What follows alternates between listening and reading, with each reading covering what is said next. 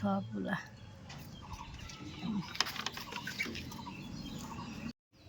বাবা দেখ আজকের মাংসটা বাড়ির দেশি মোরগের মাংস, বল কিভাবে খাবি?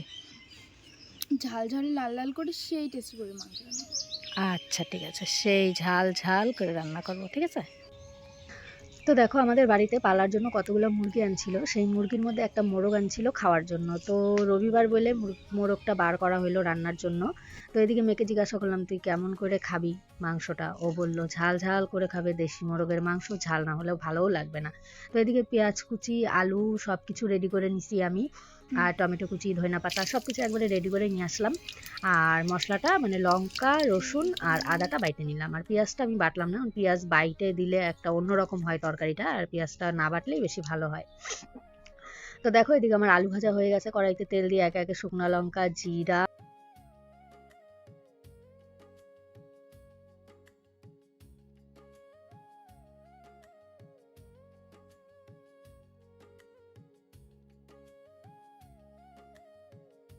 তো জিরা তেজপাতা শুকনো লঙ্কা সোমবার দেওয়ার পরে আমি পেঁয়াজ আর রসুন গোটা রসুনগুলো দিয়েছি, কারণ গোটা রসুন ছাড়া আমাদের বাড়ি মাংস একবারেই চলে না, সবারই গোটা রসুন লাগে। কিন্তু আমার শ্বশুর শাশুড়ি মাংস খায় না, যার জন্যই আজকে একদমই অল্প মাংস।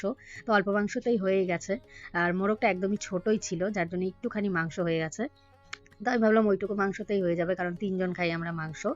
আর দেখো রান্না হতে না হতেই মেয়ের কষানো লাগবে, তো কষানো ওকে একটু দিয়ে দিলাম, আর ওটা ওর নিয়ম, কষানোটা ওর খাইতেই হবে নাহলে হবে না। তো দেখো আমার রান্নাটা প্রায় হয়ে গেছে, কি সুন্দর কালার আসছে রান্নাটার। তারপর আমি ধইনা পাতা দিয়ে দেখো নামাই নিচ্ছি, নামানোর পরে টকবক করে ফুটতেছিল, তাই ওইটা তোমাদের দেখাইলাম। আর এদিকে দেখো মাংসটার কালারটা এত সুন্দর আসছে, আমারই জিভে জল চলে আসছিল।